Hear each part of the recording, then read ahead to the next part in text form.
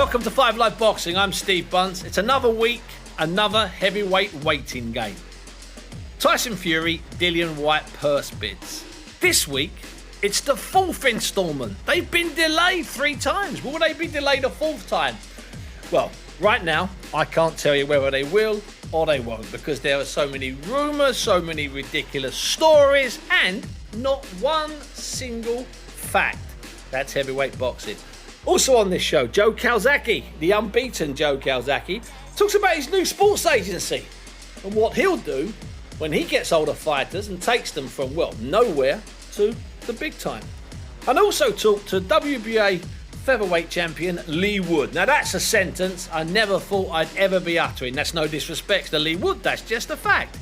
And the man who's going to be fighting him, Michael Conlon, man I have spoken to plenty of times. I was at a very lively press conference in Nottingham last week, and it was very lively, trust me. Now joining me is former WBO super featherweight champion Barry Jones, the right man for the right job on the right day. Barry, first of all good in your life at the moment, son? Fantastic, Steve. I've got to be honest, having a great time. Which I haven't said that for a long time either, but it's been a fun few months, mate. Well, listen, that's as good as it gets as far as I'm concerned. And I've got Joe, your old sort of sparring partner, on a bit later on. It'd be nice to talk to you. I haven't spoken to Joe for about 6 months or so. No, it's just, we all know how much I love Joe. I sort of mention him every 5th sentence out, to be fair. But I'm not only a huge fan of Joe's, like we were friends and we were good friends for a while. So yeah, to watch his career blossom, to see what he become, has been, from back when I was 1987, Steve, British schoolboy finals we first met.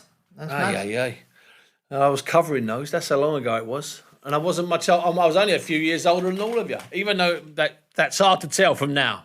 I didn't know him, Steve. It was 1987 in Derby, and my brother was in the British schoolboy final. And so I went obviously to see him, and then saw Joe, met Joe, because we had a really good Welsh team at that time. And but Joe stood out. I think he was junior B, maybe back then, but he stood out even then. Yeah, and ever since then, we've been friends. But how many miles between your two gyms back then? I know you wouldn't have seen each other, but how many miles? 20? If that. If that. But about 60 gyms in between us, Steve. That's 60 boxing clubs. You know what Wales is like for boxing clubs? There's one pretty much on every corner. So yeah, but we'd see each other. So and his dad, we were all quite friendly and close. So it was they were good times, and Joe was a big part of that good times for all of us in Welsh boxing. He certainly was. And then in British boxing, and then in world boxing. And before we hear from Lee Wood and Michael Conlon, and before we get Joe Calzaghe up live, let's just address this heavyweight situation. It has been dragging on. There was meant to be a purse bid on Tuesday the 11th of January. Then it was moved to Tuesday the 18th of January. Then it was moved to Friday the 21st of January. Now it's been moved to Wednesday the 26th of January. According to Frank Warren, who I've made contact with this morning, the purse bid will definitely be Wednesday, ... unless it isn't sorted earlier, he said. Now, there's all sorts of suggestions what sorted earlier might mean. It generally just means that the two camps agree to terms. But there's an awful lot of talk about step-aside money. There's an awful lot of talk about Fury wanting to get out in March. There's an awful lot of talk about the arbitration that Dillian Whyte has currently going with the WBC. And that hearing, we are led to understand, is in March. Basically, I can't give you any facts or figures.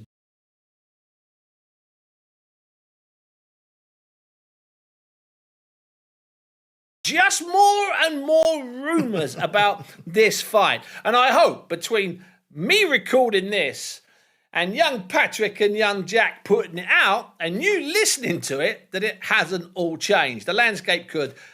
Boxing is a movable feast. And that's exactly the expression that Frank Warren used this morning when he made contact with me very, very early in the morning. Barry, I'm not going to talk about this for long, but what's your understanding on it? Or have you already got announcement fatigue? Do you know, anytime heavyweight boxing is mentioned, they should just put a big banner saying news pending. Because that's all it ever is. We have a big conference about, we're going to announce an announcement for an announcement down the line that might happen. It's, yeah. Do you know, I know the build-up to heavyweight fights now are shorter than ever before. That's true. But yep. it's almost like I wish we never had an inside track. I wish there wasn't social media involved in all this stuff, and we never heard anything until something happened. But they're talking about. Can you see Joshua taking step aside money, Steve? Well, if he did, if Joshua took step aside money or Dillian Whyte took step aside money, I think it would hurt both of their images, not necessarily their legacy. That's too grand a word. But Joshua has talked openly in the 2 or 3 interviews he's done since he lost to Usyk about how he can't sleep at night. How all he thinks about is getting revenge on Usyk. How all he thinks about is getting back in that ring, changing the way he fights and winning his world titles back. Well, if he just takes step aside money, it doesn't matter what the figure is. Yeah. That means that he's been playing us all along, and he should have just said all along, but if I get a good offer. And if Dillian Whyte were to take step aside money, it doesn't matter what it is, that would be ridiculous for a man who's been campaigning since about 2017 for a world title shot. I mean, he was chasing Deontay Wilder and ignored by Deontay Wilder for ages. He turned down that fight against Joshua once upon a time when he fought correctly, in my opinion, and money wasn't high enough. So if he were to step aside now, hey-ho. I mean, you can't blame Usyk, you can't blame Fury if those are the two that are matched, and you can't blame Fury if he doesn't fight Usyk, doesn't fight Whyte, and seeks somebody else for a March 26th date, which is what Warren is still talking about. The bottom line is, just get it done. And please, I think it affects Whyte. Done. I think it affects White's reputation more than anything, because there's a guy here whose reputation is solely based on, I'll fight anybody. I don't care about the title, almost. I'll fight anybody. And he sort of have proved that. But then if he were to take step aside money, which I can't see, then it is all about the money. It's not, I'll fight anybody. But let's get this right, absolutely straight and very clear. If any boxer, anywhere, whether it's Southern area, whether it's British level, English level, if he or she is offered a nice lump of cash, whether it's $5,000 at the bottom or whether it's 10 million at the top, I've got nothing against them taking the money. The bottom line is, with this social media age, we might have 1,000 or 500 or 300 or 200 or even 10 interviews with them saying, I'd never take step aside money. I'd fight for nothing. The degree of hypocrisy, I'm surprised the WBC haven't come out of it with a hypocrisy belt. They'd be giving them out every day. The only one, and I understand Dillian Whyte's, certainly Dillian Whyte's, knowing your worth and not wanting to get ripped off, and I understand that totally, but he's the only one who hasn't won or fought for a world title, and I think it should, and who, by the way, is already a rich man and will earn more money, and I'm sure, and if he wins, then the sky's the limit for him financially. But good point, Barry. To win for that world title, the challenge for that belt should mean everything. Now you've got a big bank balance. Everything's all that's ticked off. I know you don't want to leave money on the table, but the opportunity for that holy grail of being a world champion should be enough for him to say, let's just get it done. And you know what, Barry? I'm going to stop you right there, and I'll tell you why I'm going to stop you right there. Because what people are doing now is they're screaming and shouting their opinions as they walk and jog and do yoga and swim and sit in aqua baths and do whatever it is that people do when they download this podcast. And by the way, thank you. You are without doubt the most loyal followers out there. But you can now get in touch with us. Costello, as we know, has gone. He's gone off to that land of plenty called DAZN land. He occasionally comes back, of course, but mostly he lives in DAZN land. Oh, it's glorious inside that bubble. It's like the Truman Show every day, only with fisticuffs. Anyway, you can get in touch with us. It's quite simple. It's an email. Remember emails? They still exist. 5liveboxing@bbc.co.uk. Before you say, but is it the number, Steve, or is it the word? It's both. It's number 5 live boxing and it's FIVE live boxing. It's simple. 5liveboxing@bbc.co.uk. Get in touch and we'll read out some of your emails next week. Where do you stand on negotiation announcement fatigue? Where do you stand on Joshua possibly stepping aside? Where do you stand on Tyson Fury walking away from traditional boxing and fighting one of those UFC beasts? Where do you stand on anything we talked about today, or anything we talked about last week, or anything you'd like us to talk about next week? Set the agenda, because we're about to go into 8 or 9 crazy weekends. And one of those weekends is one I'm particularly looking forward to. March the 12th in Nottingham, the WBA Featherweight Championship of the World between the champion, Lee Wood of Nottingham, and the challenger, Michael Conlan of Belfast. Now, I went up to Nottingham last week, Barry, and it was very lively press conference, open to the public, and the public came. The Nottingham Forest fans came, and it was terrific fun. And I spoke to Lee Wood and I spoke to Conlan. I'm going to start by playing the Lee Wood interview, and the first question to him was about what was said when the two of them came face to face. They were really close to each other, and it was really intense for a really long time. Here's Lee Wood talking to me about what was said when he came face to face with Michael Conlan. Basically said, I'm not small. He says, I'm taller than you. He's like, I'm tall. I said, Calzaghe was tall. Yeah. What are you trying to get at, you know? There's a few back and forths, but it just makes me smile because I see that he's trying to rat me, trying to get into my head. I see that he's trying to grab something because he's got nothing. I've got my own confidence. Yeah. I'm not insecure. I know exactly what I'm going to do. And I go out and do it. I need to get into his head. And you got that confidence through what's been a long-winded career, a career that's strange. Like, I'll give you a little stat and fact. Well, about 10 years ago, you were on the bill here when Yusuf Mack fought Carl Froch. You were on the bill. You were down on the undercard on that night. You were having your fifth fight. Also on the bill that night, you know where I'm going with this, was Khalid Jafai. He was having his fifth fight. 10 years later, Khalid wins the world title, defends it numerous times all around the world, and it looks like you're going to be nowhere, and finally you get the chance in the summer to win the world title. Talk about taking opposite paths. Did you ever think you'd get...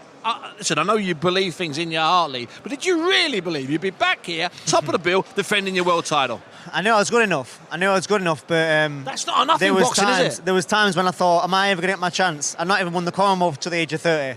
And I thought, I just need my chance, I finally made the big leap of faith, left the Ingle gym, which was a hard moment for me, You've been there a long while under Brendan's guidance. Brendan was the reason I went there. Brendan passed, things changed. Eventually, I took the leap of faith and signed with a good manager, Caldwell, and I got opportunities. And that's all I ever wanted. As soon as I got the opportunities, boom, Commonwealth, British, European, world title.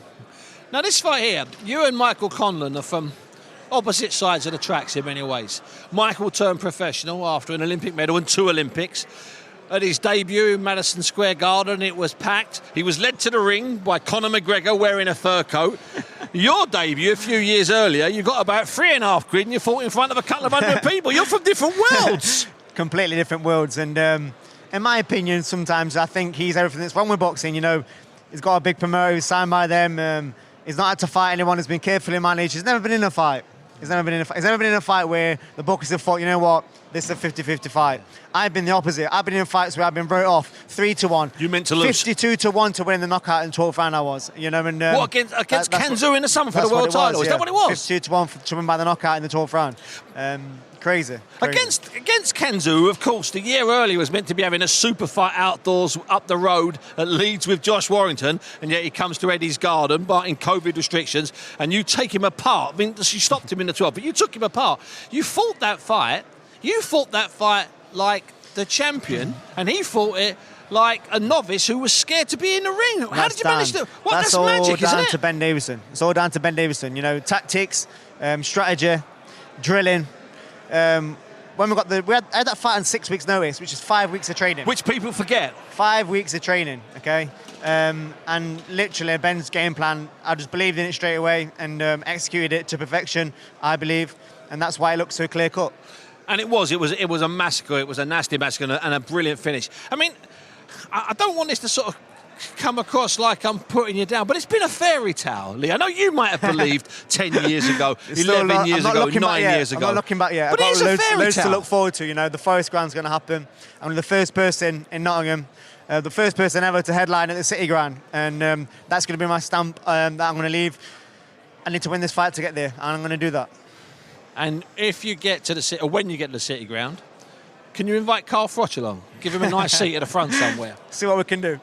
Because I mean, Carl's wandered around this city. I mean, he's not here today, but he's wandered around this city like the only man in Nottingham with a pair of bandages and a pair of gloves. Well, there's a new boy in town. There's a featherweight in town. I owe him a lot for inspiring me. Everyone does. Coming through. British boxing do. Yeah, they owe him a lot. He changed that gate number with the Froch Groves too. But just for me personally, from the same school, same amateur gym, same area in Nottingham and Gedlin, there's something in the water because we both punch as well. I owe him a lot for inspiring me and watching his whole journey and being part of it all the way up to a world title from turning pro.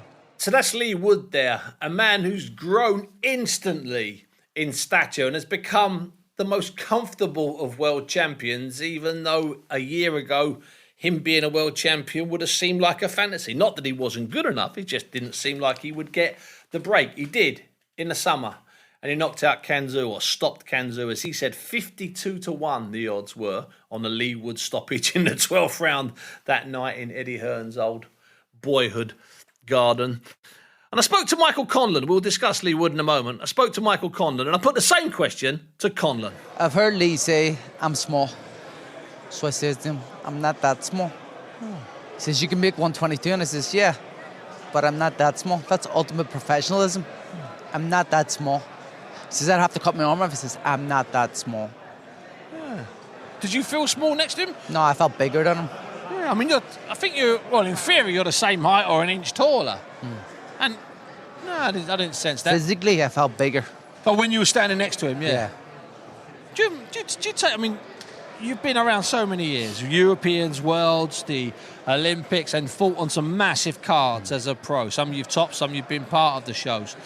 Can you tell anything from looking at a fighter? Do you have certain things you look for in the way he talks this far out and the way he looks on the week of a fight? And a little He needs so much reassurance. It's unbelievable. Ben needs the reassurance. Constantly People on him. Twitter need the reassurance. He retweets everything. He sees everything. He searches his name and does things. You know what I mean? He's retweeting random things. I'm on a media blackout. Yeah, it's I not don't what need you do, to. is I'm it? in silence. Yeah. I'm working hard, and that's all I'm doing. You don't need reassurance, do you? Nah. And you've never needed it since you were a Steve, child. you've known me, yeah? A long You've time. been around, yeah? I fought on the biggest stages, in the biggest arenas, and the biggest occasions any fighter can fight on. Yeah. World Amateur Finals, Yeah. European Finals, Yeah. Olympics, Madison Square Gardens, Yeah. all these places. My home city, massive events. Yeah. I know the pressure it takes to fight in your home arena. This guy doesn't. Yeah. He's never experienced a fight of this magnitude. This will play a part. So that's interesting. So his theory is that you won't know what to do when you come out and there's 9,000 people screaming for him. How much fights have I had? But you're turning it upside down, aren't you? How much fights have I had? I know, 250 plus Yeah. in the most godforsaken, horrible places in the backyards. world against guys that you wouldn't, enormous tough guys with tricky weights, with bad gloves, Yeah. giving you bad food. I know all the stories Yeah. from Kazakhstan Yeah. and Uzbekistan. We know them. Yeah. You came through those. So on the night itself, there's nothing that can phase you walking out, is there, mate? There's nothing will faze me. I've visualized this moment my whole life. I see me standing there with a belt above my head, coming out the arena. If I'm booed, it doesn't matter. Yeah, of course not. If there was no Irish fans there, it does not matter. It matters who is in front of me, and that's Lee Wood, a very, very good fighter, who I rate very highly and I respect a lot. Tough road to where he is now. 100%, Tough road. 100%. He's done it the hard way. But do I care at the minute? Do I respect him at the minute? No, I'll respect him after the fight. I respect him before it, and I respect him after. But in the build-up here, I don't care. Yeah. You know what I mean? This is part of the journey. I'm loving this. This is exciting for me. I haven't had this. Yeah. I haven't been able to have this so far. Yeah. Had a little bit in my last one. Yeah, But- a little bit between the nicotine fight. Just a little bit. No back and forth. No, with it, no, anything. So it's a bit different, and I'm loving it. I've seen it for so many years. I'm rattling in it now. You see me in that stage, just getting excited. I can't wait. I will beat Lee Wood very convincingly. Can I stop him? Yes, I can. Will I stop him? Possibly. And I mean, and as you've said, and as you know, I've been saying for a lot of years, you can adjust. You do find ways. I know everyone's saying it now. It's the mantra, but that's true. I've seen you overcome guys. I've seen you change in the second minute of a 3-round amateur contest. You name one fighter. All these fighters said I'm adaptable and all this. Name one fighter who can do everything. I can do styleways. I can go forward. I can fight on the back foot. I can box southpaw. I can box orthodox. I can box southpaw going forward, backwards. Orthodox forward, backwards. I can do anything. Mick, is it important to you that you look good winning this fight? Steve, the only thing is important is me winning this fight. Yeah. Okay. This is it. You know what I mean? This is the first step on my journey to becoming the best fighter in the world. And what will it mean going back to Belfast, the greatest fight city in the world, with that world title, knowing that I'm using the royal we here, we're going to have some fabulous nights in Belfast. What will that mean to you, Mick? It's going to mean the world to me. My fans who have travelled and supported me from the start of my career, even from the amateurs, this is for them, really. This is for them. And it's for me. I'm not going to lie, I'm not going to say it's just for them. It's for me. This is where I want to be. This is where I've dreamed of being. I say when my opportunity comes to be world champion, I will grab it with both hands and I will become world champion. And that happens March 12th. And let me just quickly ask you this, and this is the final question, and thanks so much for your time. I know you've got a lot of pressing people here. You mentioned something about in West Belfast, but in West Belfast as well, especially. Being a top amateur is currency. You get on the back page, you get recognised. Now, this happens, and I've seen it with 13 and 14-year-old kids who are going off to the European Schoolboy Championships. Yep. So you've had that for a long time, haven't you? Yep. You've had 15, 16 years of that. Yep. I've been in this game, in the boxing game now, 23 years. Since I was 7. I'm 30 now. It's about time I get that world title. Listen, Mick, it's always a pleasure talking to you, son. So that was Michael Conlon there in fine form, reminiscing and going back over 23 years. And Lee Wood in even finer form. First thing to you, Barry, is I'm delighted for Lee Wood. I know he was the British champion and he just grabbed that opportunity. But it is unexpected and it is a bit of a boxing fairy tale. And I mean that. No, he's 33 years of age. You mentioned in the interview saying, I didn't think, no disrespect, not that you weren't good enough, you just didn't think you get the opportunity to fight for a world title.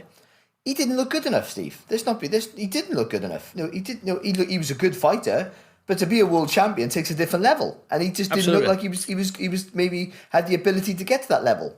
So he did what Steve Robinson did in 1993. Took an opportunity at late notice, not as late, of course, Steve's was 48 hours, but took a fight at late notice, to go for his dream to become a world champion. And not only did he win, he boxed out of his skin. I mean, he didn't need a knockout. I mean, the fact he had the knockout made it all more fantastic, or the stoppage. But he boxed brilliant. He was disciplined in his work. He was seasoned.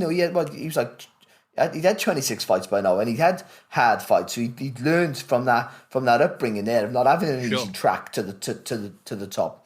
So again, and he's what fighters should look at when always stay fit, always stay ready. Because when that opportunity comes, you want to be able to say, you've got to grasp it. Yes, yeah. What Ben Davison's been saying since he's worked with Lee, and let's not mention Ben Davison, Steve. You've caused absolute havoc in the boxing world. Talking about Ben Davison. That's all right. Hey, listen, I spoke to Ben about this. This is Ben's interview we did before Christmas, which we ran 2 weeks ago. Oh, brilliant. Where Ben talked. I said to Ben, "What's the key to your success, Ben?" And he said quite simply, "I work harder than all of the others." And that's basically what he said. And you know what? And he's right. If you succeed in our business, whether you're a fighter, whether you're an agent, whether you're a promoter, a manager, a trainer, a gym owner, whatever, the harder you work, it's that expression, the harder I work, the luckier I get. And I assure you, he grafts up. But just getting back to it, Ben said that he's been shocked over the last couple of years by Lee's power. That he is this man. He's a 33-year-old strong man. And I'm going to throw something at you here. Is it possible, and this is really weird, is it possible that these two, even though only separated by a few years, they're separated by an awful lot. They're from two separate sides of the tracks. Is it possible that they're both underestimating the other? Is that Lee Wood thinks he's just got to bash Michael Conlon up because he'll be too strong, and Conlon thinks he's just too clever, and Lee Wood won't know how to deal with his versatility. Are they both underestimating each other, Barry? No, I don't think. I think Lee Wood will know what he's got what he's up against. He'll know Michael Conlon is very clever, tricky, and a real good mover. He'll know that, and so he won't underestimate Michael Conlon. I don't think Conlon will underestimate Lee Wood. But I think it only comes from his side if that does happen. I think that because he's so talented, Michael Conlon, and he's been at the top level as an amateur, the very top, that he will think... For a long time. And he will look at Lee Wood. Because if you look at Lee Wood, if you just look at him from the outside without really studying him too much, he looks quite basic.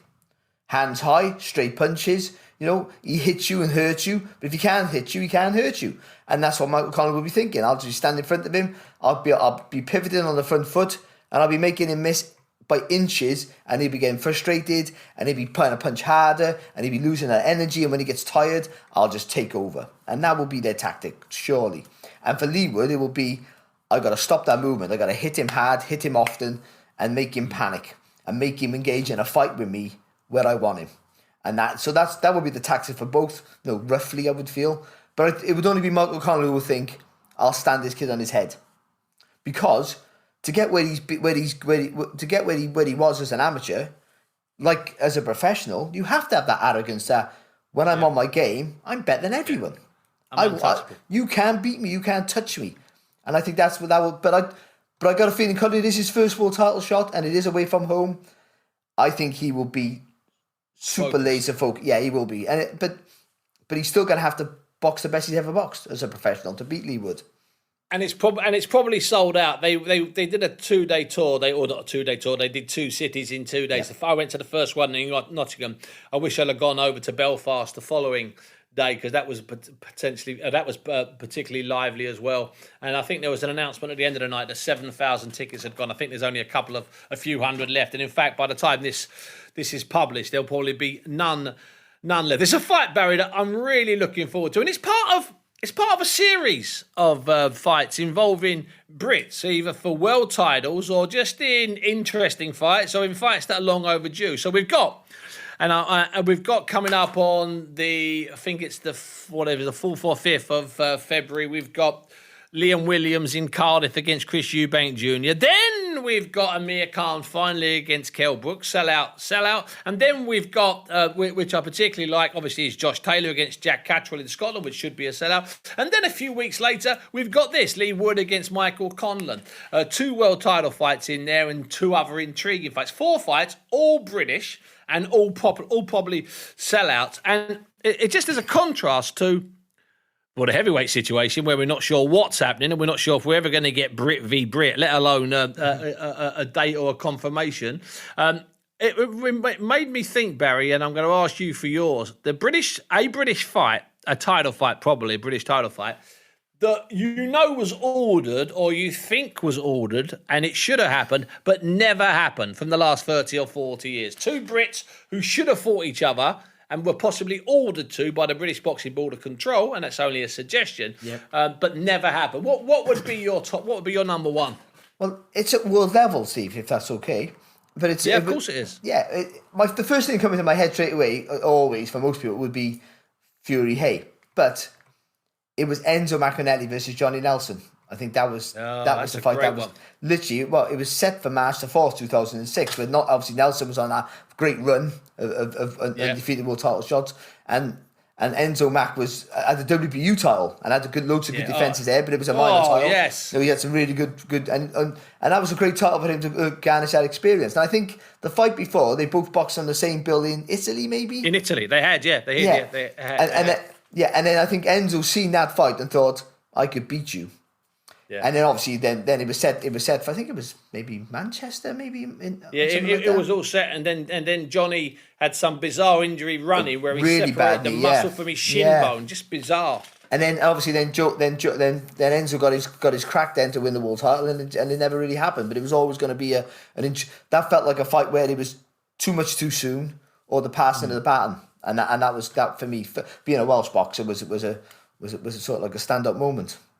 You know what? That's a cracking fight, that, and I wouldn't. I've forgotten that one, but that'd be high my one that I liked, and it just seemed to rumble and rumble.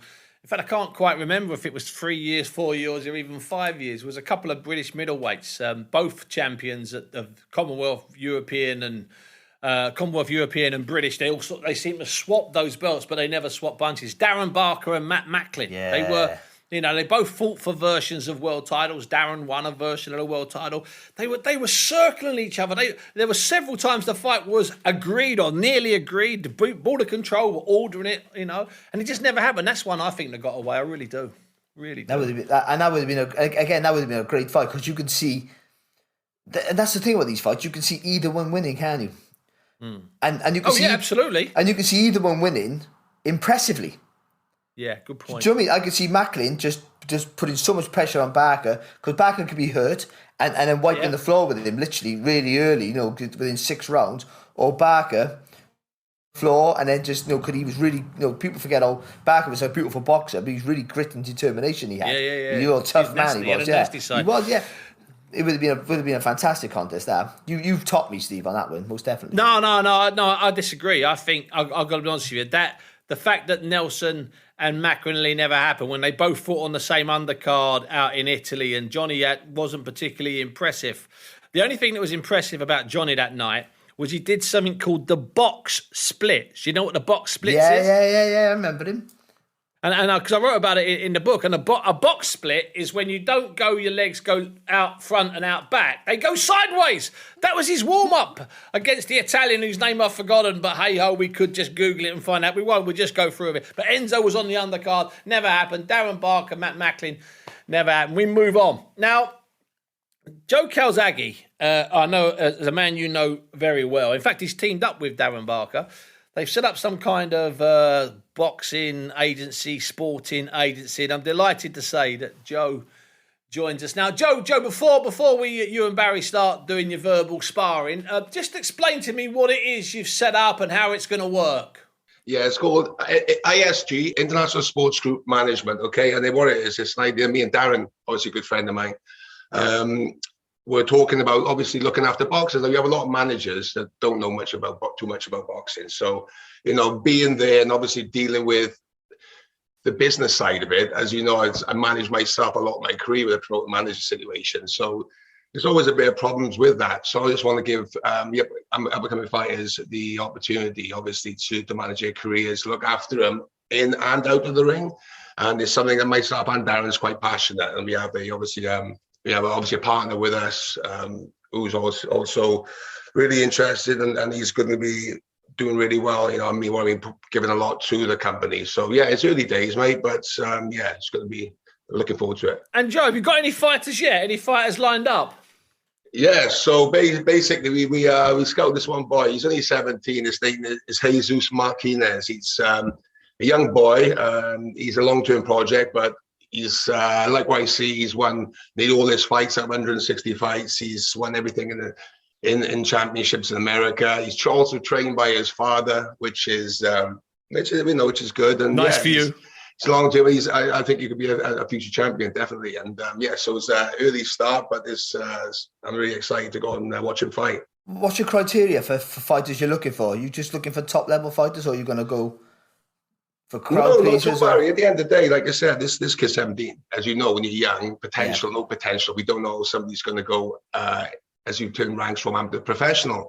But I think with this boy, it's interesting because he's trained by his dad, and he has a lot of potential. So this is obviously our first signing. But as regards to going forward, we won't just sign anybody, but also be realistic now. When we will sign people with potential, with dedication, who are really ready to commit themselves. Will that sort of introduce you? Will you start promoting possibly then, like you tried a few years back? Or I know it's right. Yeah, timing is everything, Barry, and timing wasn't right a few years back. You know, the team I had wasn't the right team around me at the time. I just retired from boxing, as you know. Everything is timing. You know what happened, obviously, with Dad and my mum, and everything is timing, mate. And now it feels right, because before, I had the potential to do it, but my heart wasn't that much in it because of different things in my personal life and so on and so forth. But now, maybe come up to 50. I love the sport of boxing. It's time to get back into it. And like I said, potentially, promoting wise, I'm not sure, possibly training wise. Because obviously at the end of the day, I still have the old Calzaghe Academy, that's never going to go anywhere. And who knows, my son's also a boxing trainers and follows, in the blood, mate. So down the line it's possible we bring fighters here, but at the minute I'm just looking at some, good young fighters with potential to go to the top with the right management. And are you speaking to other promoters, Joe? Have you had a conversation with Eddie Hearn, with the people at Probellum, with Frank Warren, with Mick Hennessy? Have you had early chats with any of those guys? Yes, we've had early chats. Obviously, with Darren, obviously, so obviously closely linked with Eddie Hearn. Obviously used to box with Matchroom, so it's quite easy to speak to promoters, and also with my contacts and so on, and my relationships. Yes, that's the next step. That's what we're doing at the moment. And Joe, when you did a bit of announcing literally about 3 or 4 days ago, you and Darren, you did a little bit on Twitter and stuff like that, let people know. Have you had any, without giving names, but I don't want to get any boxers in trouble because you know how libelous boxing people are. But have you had people reach out to you? Yes, yes, it's good. Well, a few years ago as well, I was going to do some boxing managing, spoke to some good fighters, top fighters, after the 2012 Olympics. It wasn't the right circumstances at the time. But now we're doing it. And yeah, we get a lot of interest. So it's early days, but like I said, it's early days. I'm looking forward to working with these fighters. I was going to ask you, Joe, because I know I'm an old man, but I'm still close to me, mate. I'm still close to my weight. And I did almost take it, as people don't know, behind closed doors. I wonder whether you could sign me up. Yeah, no, well, what's the story? The veteran circuit. You had a bit of time, and then we did a little bit of play sparring the day before the fight at the castle, and I had a back spasm. So I walked in the ring I couldn't really throw much of a left hand because Barry worked me out in the afternoon. That's what it was. And that was 12 rounds, that fight, wasn't it? Yeah, it was. It was a great. The whole thing was brilliant. So I think it was the day of the fight, Joe, because I've gone to see you in the hotel, and as always, we talk about the fight, wouldn't we? And have a little talk about. I give you my opinion on the fight, and you would just sit there and laugh at me and go, yeah, thanks, Barry. No, you're right. You normally write me predictions. But then we'd have a little chat. Then we got up in a little spar, and as Joe's making me miss, he leaned back and twins his back a little bit.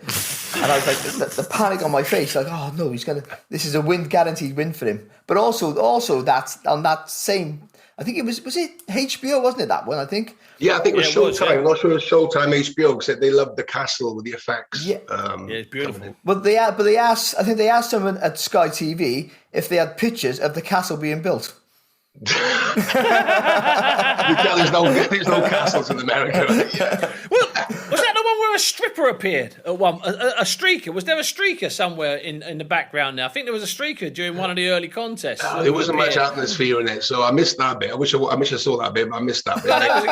It was a geezer. It was a geezer. So Joe, just back to the agency briefly.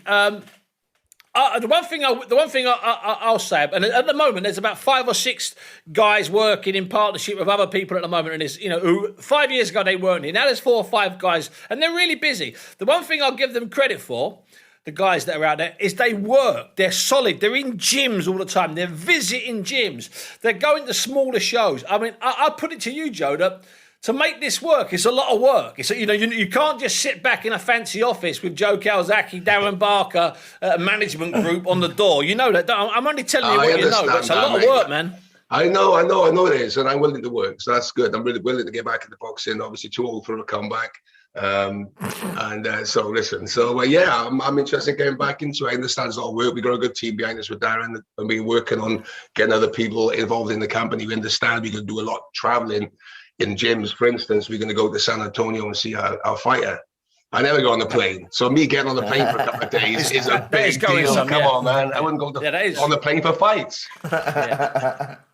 I'll give you that. That's a big deal. I also heard. I don't know if are you going out to Bahrain soon to do something? Yeah, that's right. There's with Tony Davis. Doing a bit of traveling. Yeah, I heard that. It's going to be a Tony Davis Army select from his old brigade or whatever against a Bahrain Army select at Bahrain Rugby Club. Do you know about that one, Bell? Yeah, but hey, listen. I know exactly where this is taking place. I know everything about it. I wish I could be there, but that's the night we'll be down in Cardiff because it's the night before Eubank against Williams. Just to let you know. So if you've double booked to work Eubank and Williams, you're gonna have to. I got this a while ago. So unfortunately, I didn't realise because obviously the date with the Williams and Eubank got put back, didn't it? I think it was supposed to box last week. So that's a really interesting fight. It's good to see big time boxing back in Cardiff and the big show and. Eubank as well, so not the main Eubank, but it should be an interesting fight.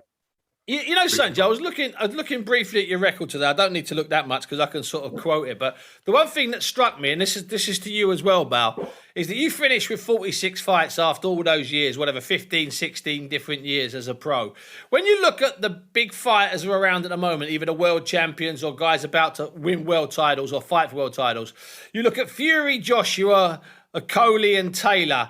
Okay, Taylor's had 18 fights. Coley's had 17. Fury's had 32, Joshua's had 26. None of them, I put it to you, Joe, and forget being unbeaten, none of them are going to get anywhere near 46 fights. You might be the last of a dying breed. No, well, look, fighters get paid a lot more money today, so they don't need to fight 26 world title defenses over 11 years, mate. Hunger goes a little bit. We had to keep fighting, okay? Things were different. Yeah, things are different today. And I suppose the social media aspect of it is, I don't know how you feel, Barry, about it. Obviously, back in our day, it was basically you'd have to go in the ring and do the business. As regards to talking and obviously the Twitter and Instagram, it would have been so much bigger for all of us if you start mouthing off and it would be worldwide. An example, if you look at what happened with myself and obviously Hopkins, I'll never let my boy beat me. Now that sentence sold that fight, and it was because of YouTube, only just recently come out. So would that fight have been made unless you had that, 10 years earlier, I understand. So 10 years before he said that, You have a point, and also that it's something as well. So now you done new management company where you have to make the fighters aware of how they have to deal with themselves on social media with obviously a bit of dignity, but also you have to push yourself, and that's something that I would have struggled with. I know, Joe, I remember you early days. I did struggle a bit with it. I wasn't used to getting these random keyboard warriors who's offended me without getting a slap. I was getting used to that. Normally, you mouth off the press conference and getting a slap in the fight is brilliant. But even putting yourself, we sort of look back and go, we had to fight our way to the top, but also you only have to fight your way to the top. Where now they have to fight, but some fighters take the quick route just by social media and having a big persona on social media, but also they have to do that and fight as well, where we just had to fight, and if you were good enough, you were going to win. Obviously, some fighters like yourself were more marketable than I were, and better as well, but ultimately you had to beat people to get to the top. But now even with your ability and how good you were, it would have been different for you. You would have it would have been a harder struggle to get. Ultimately, you get to the top in the end because you were class. But I mean, it would have been a bit of a harder struggle because you would have had to have gone out everywhere and sold yourself on social media and put posts up. And me knowing you from back in the day, I can't see you doing that. It's a good point. Perhaps Joe would have been a bit like Sonny Edwards, the flyweight champion, and just been direct. Everyone would have got it in the neck. Everyone would have got the threats. Or like Curtis Woodhouse, who went round and found people. I gotta tell you something. Enzo, your dad, would have had a bigger social media following than you. That's the truth. Absolutely. He would have just killed it on that. I think he did start doing the few people doing it for him, and he was just tearing people up. He offended a few people, mate. Bless him. So Joe, this company, you and Darren, you're up and running now. So you're going to be going out to San Antonio to see your guy Jesus Martinez sometime soon. You're going out to Bahrain. You're going. You'll go. It's Joe Calzaghe is go. Is that correct? Yeah, that's it, man. Let's go. 1, 2, 3. Super Mario. Let's go, man. 1, 2, 3. Super Mario. Take over, mate. Take over. Listen, Joe, it's always a pleasure and a delight to talk to you. In fact, it's a privilege. It's been great covering you over the last 205 years, and I hope we're covering you for another 205 years. Thanks, Joe. Listen, thank you, Barry. Love to speak to you, mate. And you take care, Joe. Take care, mate. Speak soon, guys. So Joe Calzaghe there, Barry, in good form, if a little bit early in the morning for Joe. I mean, everything that Joe says and everything that Joe and Darren Barker plan is possible. But as I mentioned in the interview there, it's an awful lot of hard work, Barry. It's an awful lot of hard work. It is. You see some of these other guys, Paul Reddy, Sam Jones, and they're 24/7, Steve. They literally are all the time. They're constantly working. Even in they're still constantly working all the time, and it's going to be an adjustment certainly for Joe. I know Darren has is a broadcaster now, so he'll have to sort of like delegate his time really, really efficiently. But for Joe, because he gets really sorry for interrupting.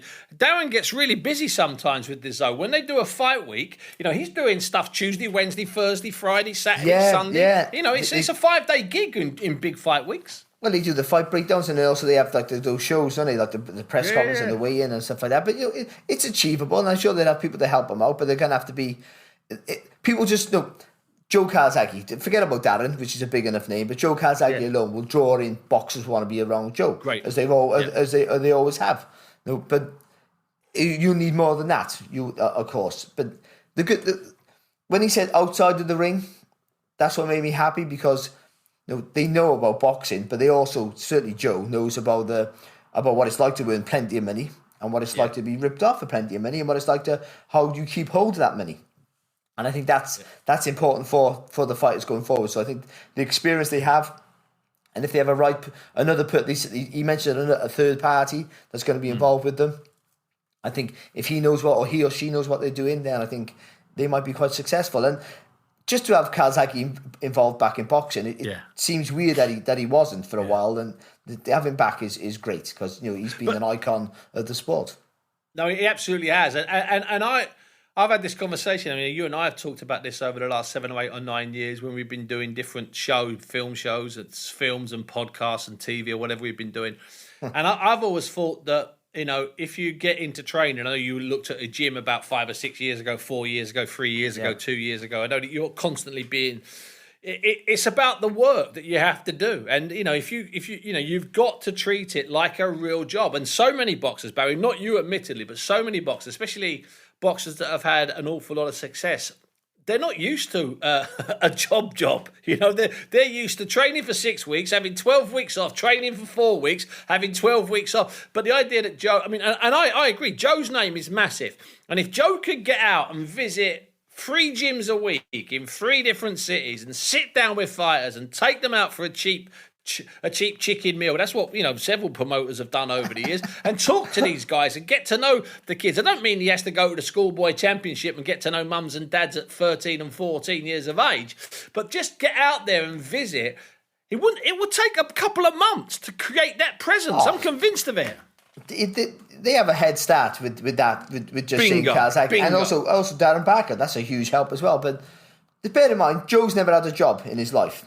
Ever, by the way. Never. He knew, listen, like, I've known him from 87. By the time we got to 1989, 1990, he was going to be a champion of the world. That was it. Everything else was game over. And they gambled everything on him. No, him and his dad, Enzo. There was no gamble, really, but we thought it was a gamble, but it wasn't. He's going to be this. That's all he's going to be. He's going to be successful as a boxer. And they were 100% spot on. And I guess Darren Barker's probably never had a job either. Where people like me, I worked up until I won the world title, Steve. I gave my job up the night I won the world title. That was it. I remember in an interview I said, by the way, Steve, his name. I said, Steve, I'm not coming to work Monday. See you later. That was it. Worst mistake I ever made, by the way, Steve. You know that. That's unbelievable. But you talk about Joe there and Enzo when Joe was 13, 14, 15, and you and him and your brother in Derby in the schoolboy finals, different years, supporting each other. At what point did you start to think that their dream would come true? Oh, you never, Steve. I mean, until you were senior, because you've been around boxing more than I have, and you've covered more schoolboy and youth finals than I have than I've been involved in, and I've been involved in plenty.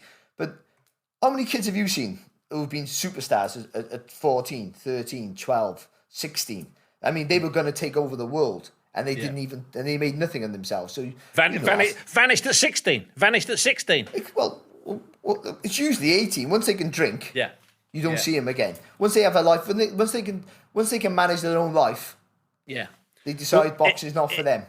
In parts of East London and South London, they grow up a bit faster, my son. So at 16 and at 17, they're already getting their slippers ready for retirement. No, you're so right. So that's Joe Calzaghe's plan, and I hope it works, and I wish him the best. And if you are listening to this and you're a young fighter, or you're a trainer, or you're a dad and your son or your daughter is looking for some management, get hold of Joe, speak to him, see what it is. Equally, speak to anybody else. You might as well, speak to everybody. Aim high. Call Frank Warren, call Eddie Hearn, call Joe Calzaghe. Just because you're not an Olympian, just because you're not, you haven't won some sort of national amateur title, call them. Who knows? That's the way it works. Barry, listen, before I let you go, I'm going to, it's been on my mind all pod. I'm going to have to return to the heavyweights and just your final thoughts on what might happen this week. Fury, White, will it be Fury against Usyk? Will it be Fury against the UFC geezer? Will it be Fury against Hellenius? Will it be Usyk against, I don't know, Usyk against Joshua again? Oh, just try and sum it up. Just try and sum it up in about 20 seconds where we might or might not be. 20 seconds, 20 hours. I got a weird feeling that they're both going to take step aside money. I never thought that would happen. I got a feel, it's crazy now. I got a horrible feeling that's going to happen. And yeah, originally I thought that Joshua might take a step aside, maybe, but Dillian White wouldn't. And then I was going to be even worse situation, because then what happens then? But I think they both will. What do you think, Steve? Oh, Barry, I hate to say it, but you might be right. I'm hoping that Dillian White and Tyson Fury is announced this week. That's what I'm hoping. If it's not, then, and if step aside money has been agreed, then I think some moral boundaries have been breached. And I just think that I don't much that you got to be a bit careful about what you say and what you do. But who am I to deny anybody a nice payday, including me? Because I'll be there if we win the rights to screen it. That's what I think. I think we might see something this week, and I think it might be something that we're not necessarily expecting. Barry, it's been a pleasure and a delight to get you back on the show. It always is a pleasure to talk to Joe Calzaghe. I wish him and Darren Barker the best with their new adventure. I really do. In fact, it occurred to me that perhaps they could hire a certain Barry Jones as a potential consultant. But hey-ho, that might be something they do.